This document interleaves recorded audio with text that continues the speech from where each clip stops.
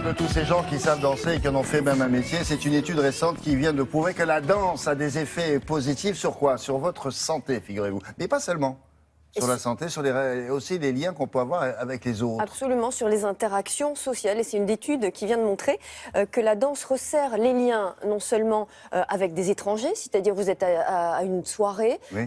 Vous allez resserrer forcément sans le savoir les liens quand vous dansez avec une autre personne. Vous prenez dans vos bras forcément, oui. En famille, oui. C'est un élixir amoureux aussi, la danse, c'est-à-dire que les couples qui dansent ont une vie sexuelle meilleure que les couples qui ne dansent pas, absolument.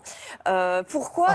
On va expliquer ça parce que le corps et le cœur, en fait, c'est un mécanisme qui s'explique. Le corps et le cœur entrent en synchronisation et ça augmente, en fait, la cohésion entre les gens. Il y a une étude très drôle qui a été menée dans l'armée. On a montré que les marches synchronisées avaient un effet... les commandos, les gars, ils sont comme ça.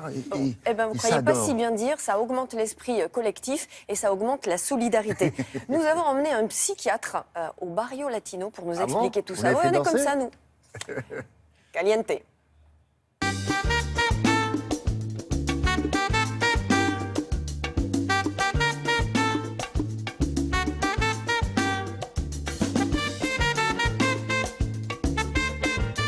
Quand on pense danse, on pense aux vertus pour le corps, c'est-à-dire au niveau cardiovasculaire, au niveau des muscles, au niveau de la souplesse. Ça, c'est très vrai, mais il ne faut pas oublier également les bénéfices psychologiques de la danse. Ça peut réguler l'anxiété, certains affects dépressifs, favoriser la mémoire, voire aider certaines personnes qui souffrent de maladie de Parkinson ou de maladie d'Alzheimer.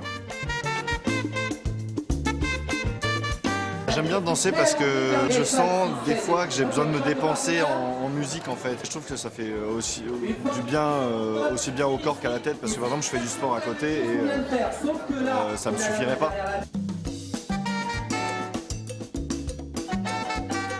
Je viens ici pour danser en fait parce que j'adore danser et que ça me permet de m'évader de ma journée de travail et du coup je trouve ça chouette. On n'a pas l'impression de faire du sport, même si on en fait beaucoup, et du coup c'est vraiment pour la musique. C'est l'ambiance, c'est festif, on a l'impression d'être au soleil pendant 1 heure ou 2, et c'est chouette.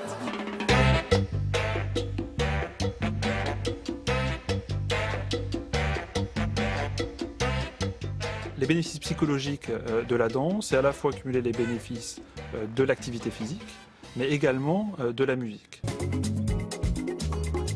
Déjà, les premiers bénéfices, c'est d'organiser quelque chose, de sortir de chez soi, de donner du rythme à sa journée. Ça peut apaiser l'anxiété et la dépression.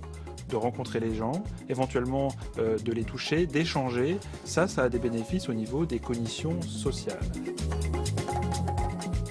Et puis, au niveau de l'anxiété, le fait d'avoir une activité physique, ça c'est quelque chose d'extrêmement bénéfique. Et si on veut essayer de comprendre derrière tout ça pourquoi il y a ces effets positifs, on pense que la plasticité cérébrale est mise en jeu parce qu'on va apprendre des enchaînements, on va faire des mouvements particuliers. On pense également que la sécrétion des neuromédiateurs, ces petites molécules qui font fonctionner le cerveau, sont modifiées et qu'on a une production en quelque sorte d'hormones du plaisir lors de l'activité, mais également au-delà de l'activité. C'est pour ça que c'est important de faire cette activité régulièrement et tout au long de l'année si possible.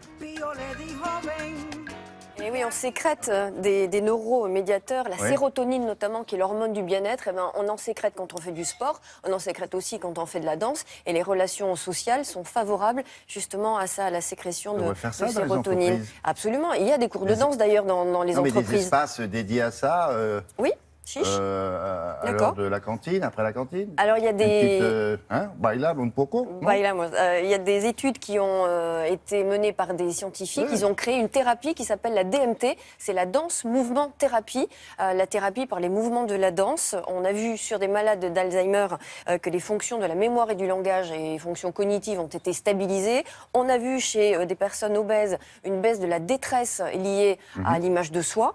On a vu chez des personnes qui avaient des troubles alimentaires une baisse du stress, en fait. Ça a une meilleure gestion du stress. Notamment schizophrénie et en fibromyalgie aussi, des études ont été prouvées. C'est absolument incroyable, toutes les études qui sortent sur les hypertendus aussi. Et les enfants, alors ça c'est astucieux, ça baisse l'agressivité et ça améliore les interactions sociales chez les ados. Non, mais il faut préciser aussi que ça concerne les gens qui savent danser ou qui ne savent pas danser. Ah bon, on s'en Et fiche, peu même importe si on le fait danse, de dire oui, mais moi je sais pas, c'est pas ça le problème. Si Le on problème, danse à c'est qu'il faut y contre-temps, aller. c'est pas Et ça, trop bien. grave. Mais oui, on se Il faut débrouille. juste bouger le corps. Mais oui, bouge ton corps. Bouge ton corps, Svetlana. Merci beaucoup. Allez, on va passer à un bloc note culturel. Bouge ton cerveau aussi, chérie. Tout le gang était là. Ceux de Porto Rico, ceux de Cuba, les macros de Harlem, les revendeurs de coke ou de coca, ceux qui vivent au soleil, avec des femmes blanches dans les villas, et ceux qui mangent pas. Ça fait comme des nababs à l'opéra,